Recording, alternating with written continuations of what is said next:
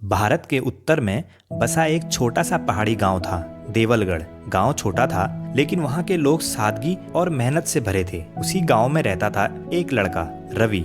रवि का परिवार बहुत गरीब था। उसके पिता खेतों में मजदूरी करते थे और माँ दूसरों के घर बर्तन मांजती थी। रोज की 2 रोटियां जुटाना भी उनके लिए किसी जंग से कम नहीं था। रवि का सपना था वह पढ़ लिख कर अपने गांव की किस्मत बदलना, पर किस्मत शायद उसकी हिम्मत की परीक्षा लेना चाहती थी। हर सुबह जब बाकी बच्चे नए जूते पहनकर स्कूल जाते, रवि टूटी चप्पलों से चल देता। कभी कभी रास्ते में चप्पल टूट जाती और उसे नंगे पांव ही चलना पड़ता था। गांव के कुछ लड़के उसका मजाक उड़ाते, अरे रवि, तेरी चप्पल तो तुझसे पहले ही हार मान गई। रवि बस मुस्कुराता और चुपचाप आगे बढ़ जाता, क्योंकि उसे पता था हंसी उड़ाने वाले उसकी मंजिल नहीं जानते।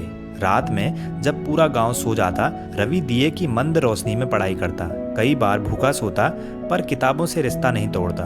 उसके पिता अक्सर कहते, बेटा, जब पेट में रोटी नहीं है तो पढ़ाई का क्या मतलब। रवि बस मुस्कुरा देता और जवाब देता, बाबा, अगर मैं नहीं पढ़ा तो पेट में रोटी कैसे आएगी। इन बातों में एक ऐसी सच्चाई थी जिसे पिता की आंखें तो समझती थी, पर हालात मानने को तैयार नहीं थे। एक दिन स्कूल में गुरु श्रीकांत आए। वे बोले, बच्चों, हालात इंसान को कमजोर नहीं बनाते। इंसान तब कमजोर होता है जब वह हालात के आगे झुक जाता है। रवि के दिल में ये बात जैसे किसी दीपक की तरह जल उठी। उसे लगा कि यह बात उसी के लिए कही गई हो। उस दिन से उसने ठान लिया, अब बहाने नहीं, सिर्फ मेहनत। सुबह खेत में मजदूरी, दोपहर में स्कूल और रात में पढ़ाई। यही उसकी दिनचर्या बन गई। नींद से लड़ना, थकान को हराना और भूख को सहना, अब ये उसकी आदतें बन चुकी थी।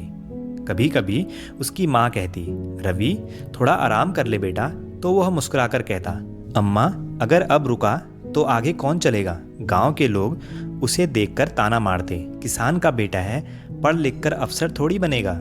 लेकिन रवि को अब किसी की बातों पर फर्क नहीं पड़ता था, क्योंकि उससे विश्वास था जिस दिन मेरी मेहनत बोलेगी उस दिन सबकी आवाजें चुप हो जाएंगी। साल बीत गए, परीक्षा का समय आया। रवि नंगे पांव ही शहर के परीक्षा केंद्र तक गया। रास्ता ऊबड़ खाबड़ था, पैरों में छाले पड़ गए, पर वह चलता रहा।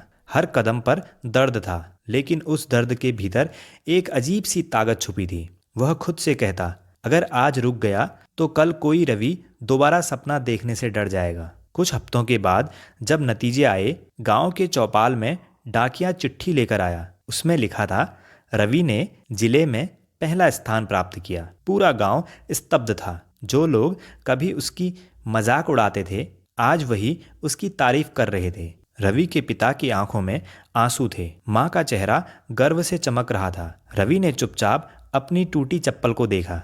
वही चप्पल जिसने कभी उसे रास्ते में रोका था, आज उसकी जीत की गवाह बन गई थी। रवि ने आगे की पढ़ाई शहर से की, स्कॉलरशिप मिली और कुछ वर्षों के बाद उसने गांव में पथ परीक्षा केंद्र शुरू किया। वह बच्चों को न सिर्फ पढ़ाता, बल्कि उन्हें जूते और किताबें भी मुफ्त में देता था।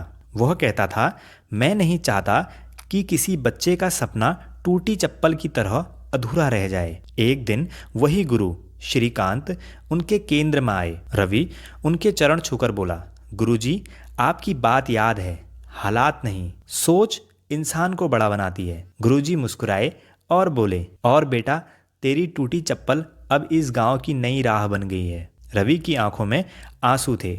वह आसमान की ओर देखकर बोला, धन्यवाद भगवान, गरीबी दी लेकिन हिम्मत भी दी। अगर हालात आसान होते तो मैं मजबूत नहीं बन पाता। इस कहानी से यह शिक्षा मिलती है कि कभी अपने हालात से हार मत मानो, क्योंकि वही मुश्किलें एक दिन तुम्हारी सबसे बड़ी ताकत बन जाती है।